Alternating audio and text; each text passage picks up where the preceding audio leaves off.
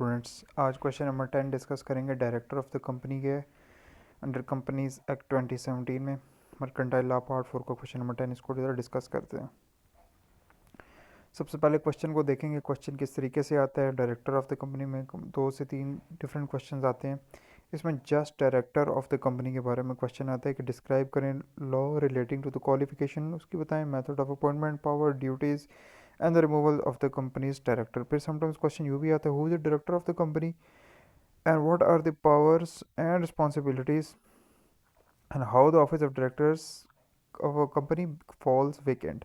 अब यहाँ पे removal of vacation of the office of director, इन दोनों को मतलब को समझना पड़ेगा, क्योंकि रिमूवल में भी तो रिमूव होता है डायरेक्टर और वेकेशन में भी रिमूव किया जाता है। लेकिन रिमूवल का मतलब है कि डायरेक्टर्स को ओहदे से हटा देना, यानी बाकायदा फैसला करके इसको ओहदे से फारिग करना। और vacation of the office of director का मतलब वो सूरत हाल जब डायरेक्टर का ओहदा खुद ब खुद खा लिया जाता है, यानी मसलन इस्तीफ़ा, नाअहली, दिवालिया होना या कानून में दी गई किसी वजह से। ठीक है, तो इन दोनों में डिफरेंस है। रिमूवल में वेकेशन का लिख के नहीं आना और vacation of the office of director में रिमूवल का लिख के नहीं आना। दोनों में से कोई एक पूछा जाता है क्वेश्चन में, क्योंकि दोनों थोड़े से लेंथी हैं, मुश्किल नहीं है, लेंथी हैं। दोनों के मतलब लाते हैं, दोनों चीज़ें डिफरेंट है। ठीक है, तो क्वेश्चन को समझ के इसको आपने अटैम्प्ट करना है। अब इसके इम्पोर्टेंट पॉइंट्स, ये सारे इसके इम्पोर्टेंट पॉइंट्स हैं। यहाँ पे हमें रिमूवल और vacation of the office of director में से दोनों में से जो पूछा जाएगा वो लिखना है। दोनों चीज़ें लिख के नहीं आनी, दोनों डिफरेंट चीज़ें। ठीक है, बाकी जितनी चीज़ें इसके अंदर वो कंपलसरी हैं वो लिखनी पड़ेंगी। क्वेश्चन अटैम्प्ट करने का यही तरीका है। जो टॉप करता है उसको भी 100% क्वेश्चन को नहीं आता।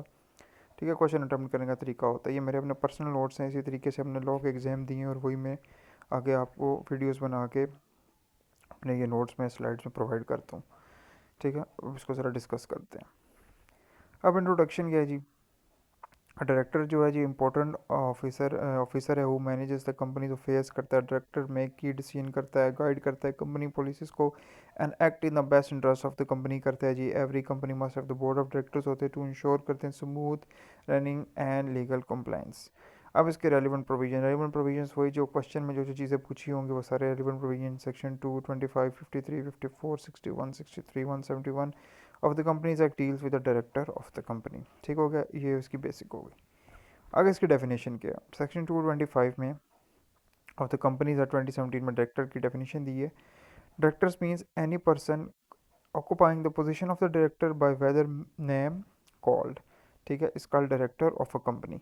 अब इसको थोड़ी अंडरस्टैंडिंग करते हैं, इस डेफिनेशन की वर्डिंग को ब्रेक डाउन करते हैं एक्स्ट्रा समझाने के लिए। जस्ट लिखा हुआ है, this means the director is any one officially acting as a director, कोई भी जो ऑफिशियली एक्टिंग एज डायरेक्टर होता है, whether they are called by director, manager और by any other title. For example, अगर Ali is officially appointed as a director है और if सारा जो है जी वो जो कंपनी की जो है जो डायरेक्टर है makes the key decision like a director, जो की डिसीजन लेती है लाइक अ डायरेक्टर के विदाउट फॉर्मल अपॉइंटमेंट बोथ और treated as a director under the law. ठीक है, तो ये इस डेफिनेशन का मतलब है।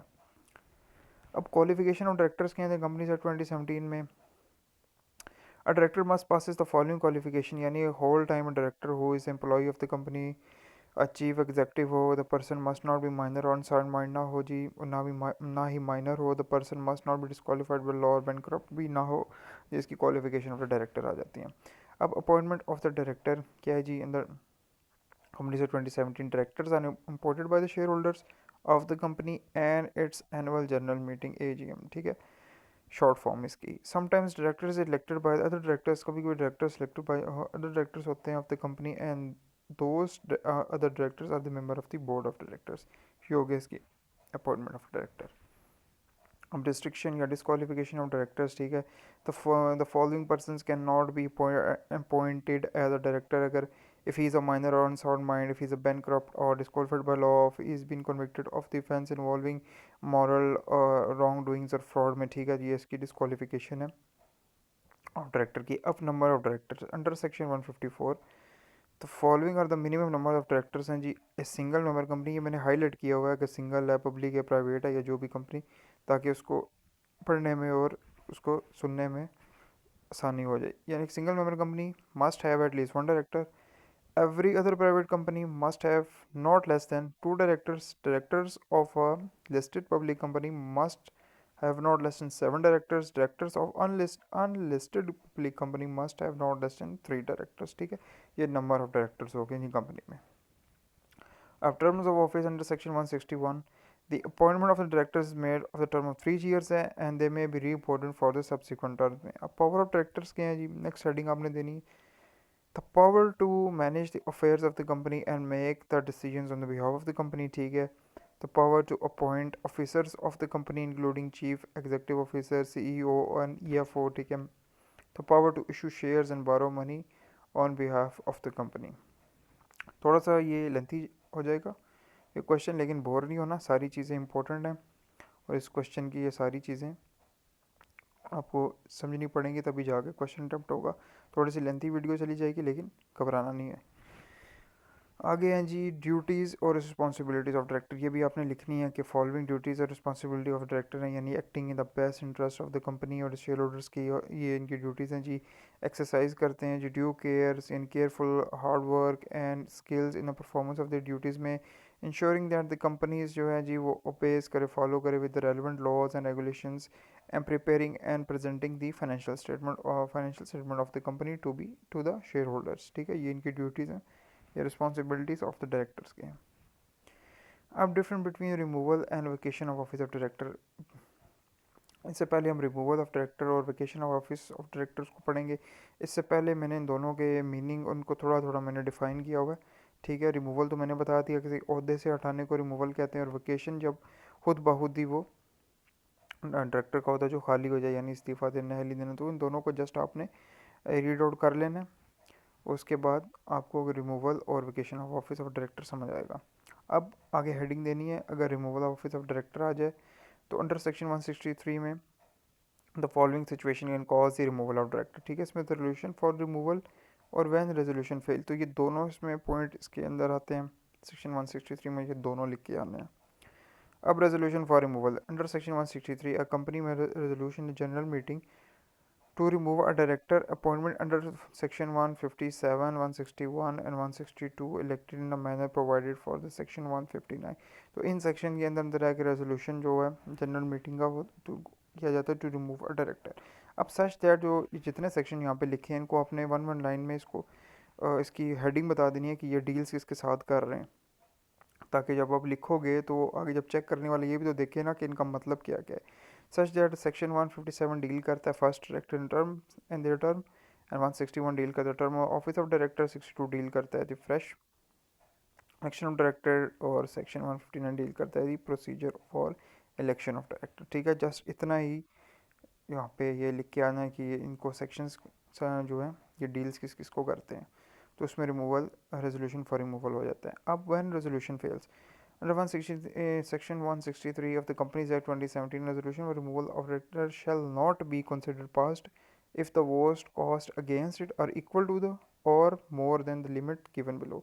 Yani if the director was appointment under section 157, 61 or 162 ho, or elected unopposed to the resolution will not be deemed passed if the worst cost against it equal to the exceed the total votes calculated under section 159 divided by the number of directors for the time being. तो इसमें resolution fail हो जाता है. इसका ये ए part था. अब इसका बी पार्ट क्या है. If the director was elected under section 159(5) the resolution will not be deemed passed if the vote against it equal to or exceed. ठीक है, तो दिस सेक्शन प्रोवाइड करता है special protection to certain directors को.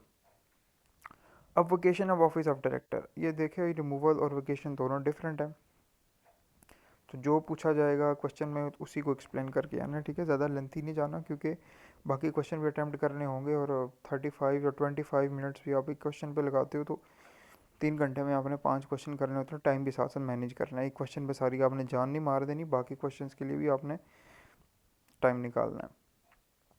अब under section 171 companies act में director shall be automatically wicket of his office इस perfecto, ये इसके लेटेंट टर्म है. अगर यूँ भी क्वेश्चन आ जाता है कि डायरेक्टर्स के हैं, क्वालिफिकेशंस के हैं, उसकी पावर्स के हैं, और इस perfecto of the office of directors को एक्सप्लेन करो, तो वहाँ पे घबरा नहीं जाना, वहाँ पे उसको मतलब समझ जाना है ये लेटेंट वर्ड में vacation of the office of director ही वो पूछ रहा है. ठीक है, फॉलोइंग सिचुएशंस होगी, ये चारों सिचुएशंस इनको हम आगे एक्सप्लेन करते हैं.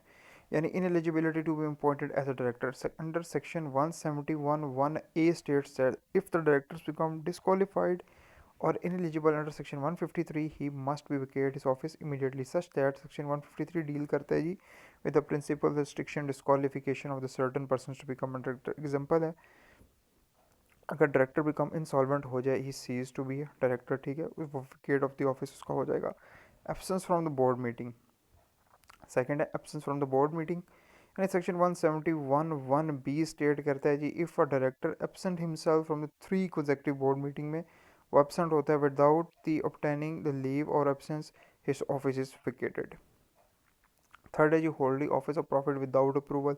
Section 171(1)(c)(i) states that if a director or the firm of a company in which he is a partner or director accepts an office of profit अगर एक्सेप्ट कर ले in the company without approval in general meeting, he must be vacate his office other than, यानी यहाँ पे other than का मतलब यहाँ पे एक्सेप्शंस आ रही हैं, other than of the chief executive legal और technical adviser. For example director becomes a paid manager without share holders approval, the office vacated. फिर accepted loans or guarantee in the violation of the law. Section 171(1)(c)(2) states that if a directors or the firm of a company accepts a loan or guarantee from the company in contravention of section 182, he must be vacate his office. तो ये 4 points हैं इसके. अगर 4 नहीं याद रहते तो 3 तो लाजमी लिख के आने. अगर कोशिश करो चारों याद हो, चारों ही लिख के आओ ताकि क्वेश्चन एक कंप्लीट हो. अब इसका कंक्लूजन, ओवरऑल कंक्लूजन अपना भी बना सकते हो. यहाँ पे मैंने सिंपल सा प्रोवाइड कर दिया कि डायरेक्टर जो है जी सेंट्रल रोल प्ले करता है जिन द कंपनीज गवर्नेंस के under the companies act 2017. Directors are responsible होते हैं for ensuring the company's work lawfully profitably and for the benefit of the share holders. ठीक है, तो इस तरीके से अगर डायरेक्टर्स ऑफ द कंपनी का क्वेश्चन आ जाए तो 20 नंबर का. इस तरीके से क्वेश्चन तो अटैम्प्ट करना थोड़ा सा मुश्किल है, लेंथी भी है और मुश्किल भी है, लेकिन इससे आसान मुझे नहीं लगता किसी और जगह से आपको ये मिलेगी गाइडलाइन, क्योंकि बड़ी मेहनत करके बहुत टाइम लगा के मैंने इस क्वेश्चन को जितना इजी वर्डिंग में और शॉर्ट मैंने बनाया, मैंने इसको बना दिया. ठीक है, नोट्स आप स्लाइड से भी बना सकते हो, और इन समटाइम्स अभी कंपनीज एक्ट के क्वेश्चन जब सारे क्लियर हो जाएंगे तभी मैं ये सारे क्वेश्चन अरेंज करके free of cost notes provide करूँगा, जिस तरह मैंने पार्ट 3 के मतलब कॉन्स्टिट्यूशन वाली बुक के दिए उसके केस लॉज वगैरह वगैरह. ठीक है, इसको पार्ट 4 के स्टूडेंट के साथ शेयर कर दो. Good luck students.